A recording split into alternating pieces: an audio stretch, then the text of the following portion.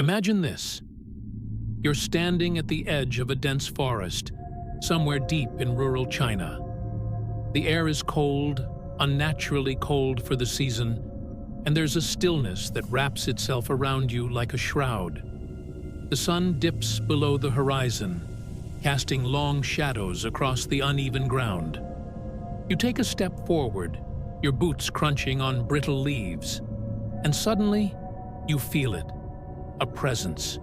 Not a sound, not a sight, just a shift in the air, as though the forest itself is holding its breath.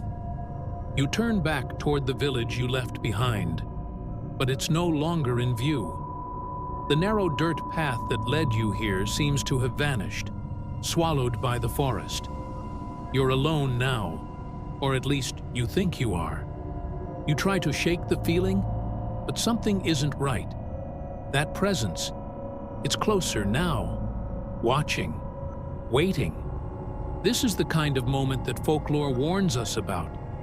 The kind of moment when the stories whispered around a flickering candle become real. In China, these stories aren't just entertainment. They're warnings. Warnings of spirits that don't rest, of curses that cling to the living like a second skin, of ancient rituals that should never be disturbed.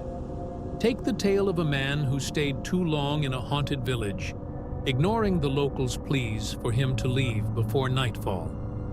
He returned days later, his hair turned completely white, and his voice lost forever, as if the forest had stolen it. Or the legend of the spectral woman in red, said to appear on the roads of Beijing late at night, her face obscured by a veil, always asking the same chilling question: "Have you seen my child?" To answer her is to invite her wrath, and to ignore her is to feel her icy breath on the back of your neck as you walk away. But these are just stories, right? Or so you tell yourself.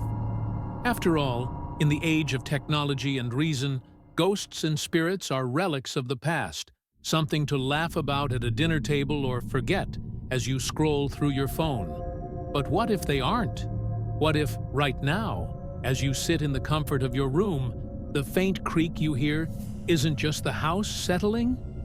What if the chill you feel on your skin isn't just the draft from the window? China, a land of emperors and warriors, poets and philosophers, is also a land where the boundaries between the living and the dead blur in ways that defy explanation. Beneath the surface of its bustling cities and tranquil countryside lies a history that refuses to remain buried. A history filled with sorrow, betrayal, and revenge. And sometimes that history reaches out, touching the present in ways that send shivers down the spine. Think about the Forbidden City, a sprawling palace complex at the heart of Beijing, where emperors once ruled with absolute power. By day, it's a marvel of ancient architecture, a tourist attraction flooded with visitors eager to glimpse a piece of China's imperial past. But by night, it's something else entirely. Guards whisper of strange sounds, the rustle of silk robes in empty corridors, the faint echoes of laughter where no one should be. One guard swears he saw a woman in ornate Qing dynasty attire gliding across the courtyard, her face obscured by shadows, her feet never touching the ground. And what of the remote mountains of Sichuan province, where villagers still leave offerings at the base of an ancient tree said to house a vengeful spirit? The story goes that a young bride was abandoned at the altar centuries ago, and in her despair, she hanged herself from that very tree.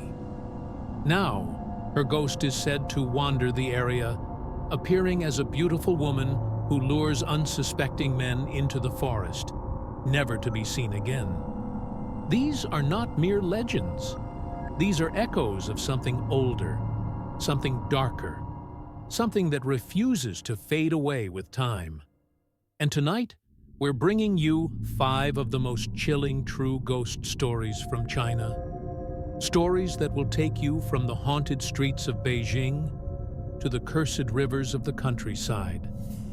Stories that will make you question what you thought you knew about the world. So, dim the lights, settle in, and listen closely. But be warned, once you hear these stories, you might find it hard to shake the feeling that you're no longer alone. And the next time you feel a cold breeze or hear a faint whisper, remember, sometimes the past doesn't stay in the past.